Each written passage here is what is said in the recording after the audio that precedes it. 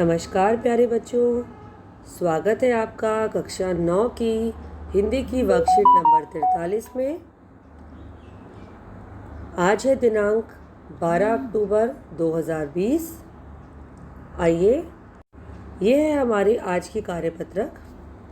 पाठ वही है जो पिछले 4-5 वर्कशीट में आप पढ़ चुके हैं।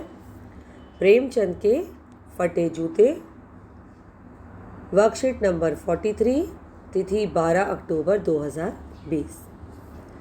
पठित गद्यांश दिया हुआ है और नीचे आपके 5 प्रश्न दिए हुए हैं। आइए प्रारंभ करें। चक्कर लगाने से जूता फटता नहीं है, घिस जाता है। जैसा कि हम पिछले 4-5 कार्यपत्रकों में देख ही रहे थे कि हमारे लेखक जो हैं वो जब तक ये जानेंगे नहीं कि प्रेमचंद का जूता क्यों फटा हुआ है, उनको चैन नहीं आने वाला। इसलिए वो कहते हैं कि मैं तुम्हें बताना चाहता हूँ कि चक्कर लगाने से जूता फटता नहीं है, नीचे से घिस जाता है। अब उदाहरण देखिए किसका दिया है। कुंभन दास का जूता भी फतेहपुर सीकरी आने जाने में घिस गया था। उन्हें बड़ा पछतावा हुआ। उन्होंने कहा, आवत जात पनहिया घिस गई, बिसर गयो हरि नाम। और ऐसे बुलाकर देने वालों के लिए उन्होंने कहा, जिनके देखे दुख उपजत है, उनको करबे परे सलाम। अब देखिए कुंभन दास जो थे वो एक कवि थे और उन्हें जो है फतेहपुर सीकरी में बुला लिया गया था। तो फतेहपुर सीकरी के चक्कर काटने में ही उनके जूते घिस गए। तो उन्होंने कहा है कि ऐसे आने जाने में ही मेरी पनहिया यानी कि मेरे जूते घिस गए और साथ साथ भगवान का नाम लेना भी मैं भूल गया। इसके बाद वो कहते हैं कि जिनके देखे दुख उपजत है, जिनको देखने से ही दुख होता है, उनको आज मुझे सलाम करना पड़ रहा है। अब आगे देखिए, तुम्हारा जूता कैसे फट गया? मुझे लगता है तुम किसी सख्त चीज़ को ठोकर मारते रहे हो। कोई चीज़ जो परत पर परत सदियों से जम गई, उसे शायद तुमने ठोकर मार मार कर अपना जूता फाड़ लिया। अब देखिए बहुत ही महत्वपूर्ण बात यहाँ पर हमारे लेखक ने कही है कि कोई चीज़ जो परत पर परत सदियों से जम गई है। अब ये उन चीज़ों की, उन बुराइयों की बात कर रहे हैं जो हमारे समाज में व्याप्त थी।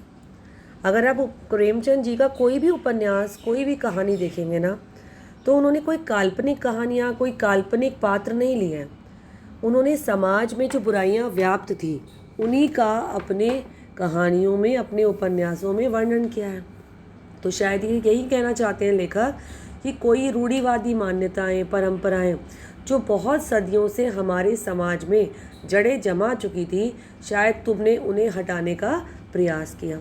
यहाँ मैं आपको एक बात और बता दूँ कि प्रेमचंद ने उस समय देखिए बाल विवाह बहुत ज़्यादा प्रचलित था और अगर छोटी उम्र में लड़की जो है विधवा हो गई तो उसके बाद उसे पूरा जीवन भर विधवा वाला जीवन जो है वो जीना पड़ता था। तो ऐसे में आपको बता दूं कि प्रेमचंद ने उस समय समाज का विरोध करते हुए एक बाल विधवा जो थी शिवरानी देवी, उनसे विवाह किया था। तो देखिए वहीं पर स्पष्ट हो जाता है कि प्रेमचंद जी को पुरानी जो रूढ़िवादी मान्यताएं, बुराइयां चल रही हैं, उनको सदा से ही हटाने का प्रयास किया है उन्होंने। कोई टीला जो रास्ते पर खड़ा हो गया था, उस पर तुमने अपना जूता आजमाया। अब टीला यहाँ पर क्या है, फिर से समझ लीजिए। टीले का अर्थ है यहाँ पर समाज में व्याप्त बुराइयाँ, जो कमज़ोरियाँ थीं, जो अंधकार कह सकते हैं आप इसको, कि तुमने उन टीलों को, रास्ते में आने वाली मुश्किलों को, संघर्षों को हटाने का प्रयास किया, इसलिए शायद तुम्हारा जूता फट गया। तुम समझौता नहीं कर सके। क्या तुम्हारी भी वही कमज़ोरी थी जो हौरी को ले डूबी, वही नेम धर्म वाली कमज़ोरी? समझौता कर लेना ये एक साहसी व्यक्ति की पहचान नहीं है बेटा। किसी भी परिस्थिति को सामना करना चाहिए, उससे समझौता नहीं करना चाहिए। इसलिए लेखक कह रहे हैं कि शायद तुमने जीवन में आने वाली कठिनाइयों से, संघर्षों से समझौता नहीं किया, बल्कि उनका सामना किया, इसलिए शायद तुम्हारा जूता फट गया है। अब वो कह रहे हैं कि शायद तुम्हारी भी वही कमज़ोरी थी जो होरी को ले डूबी। अब ये हमारे प्रेमचंद जी का एक उपन्यास है गोदान, उसका पात्र था होरी, जो बहुत ही नेम धर्म से चलने वाला था। उसकी वजह से उसको काफ़ी परेशानियां भी आई थी, इसलिए प्रेमचंद लेखक ने यहाँ पर उनका जिक्र किया है।